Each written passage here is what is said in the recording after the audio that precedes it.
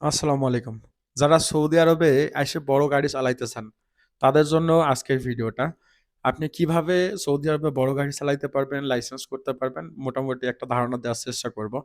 Saudi আরবে অনেকের স্বপ্ন কিন্তু বড় গাড়ি চালানোর জন্য বা আপনার হচ্ছে যে বড় গাড়ির ড্রাইভার হিসেবে আসার জন্য। বাংলাদেশ থেকে বড় গাড়ির ড্রাইভার হিসেবে আসতে পারবেন। অনেক রকম ভিসা পাওয়া যায়, অনেক সময় পাওয়া যায় বা রিক্রুটিং এজেন্সির মাধ্যমে ভিসাগুলো সংগ্রহ করতে হয়। আর সৌদি আরবে যে ব্যাপারটা সেটা হচ্ছে যে আপনাকে ট্রাফিক নিয়মটা খুবই সতর্কতার সঙ্গে ফলো করতে হবে সৌদি আরবে। যদি আপনি ট্রাফিক নিয়মটা খুব সুন্দরভাবে ফলো না করেন, সেক্ষেত্রে আপনার বিভিন্ন রকম মামলা মোকালাফা আসতে থাকবে। তো এইটা হচ্ছে যে খুবই একটা গুরুত্বপূর্ণ ব্যাপার। যারা সৌদি আরবে আসতে চাচ্ছেন বড় গাড়ি চালানোর জন্য, তাদেরকে বলব বিভিন্ন রকম YouTube এ ভিডিও আছে বা বিভিন্ন জায়গায় আপনার আছে, এগুলা হচ্ছে যে নিজেরা একটু যাচাই-বাছাই বা দেখবেন যে কিভাবে সৌদি আরবের রাস্তায় গাড়ি চালায়, কোন লেনে বড় গাড়িটা চলে, কোন লেনের স্পিড কত। বিশেষ করে সৌদি আরবের রাস্তায় আপনার স্পিডের ক্যামেরা আছে, যেগুলো রাস্তার বিভিন্ন জায়গায় দেওয়া আছে, স্পিড ক্যামেরা। স্পিড ক্যামেরাটা আপনাকে ফলো করতে হবে। কারণ আপনি ওভার স্পিড চালাইলে অটোমেটিক্যালি আপনার নামে মামলা আসা যাবে।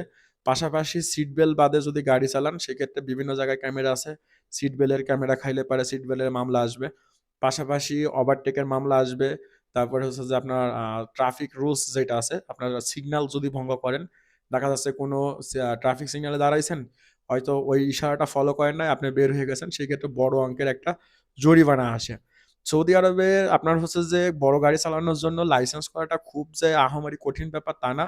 বাংলাদেশ থেকে অবশ্যই আসার সময় ট্রাক ড্রাইভার বা ট্রেলার ড্রাইভার এরকম পেশাতে ভিসা নিয়ে আপনাকে সৌদি আরবে আসতে হবে।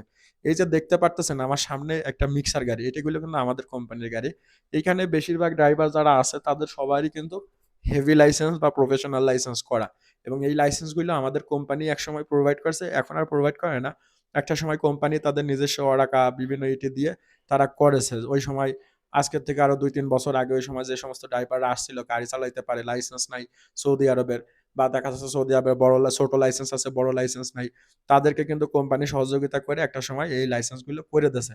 আর সৌদি আরবে এই সমস্ত গাড়ি চালাইলে পারে বেতন ভালো। দেখা যাচ্ছে যে প্রতি মাসে ২,০০০-২৫০০ রিয়াল বেতন চলে আসে।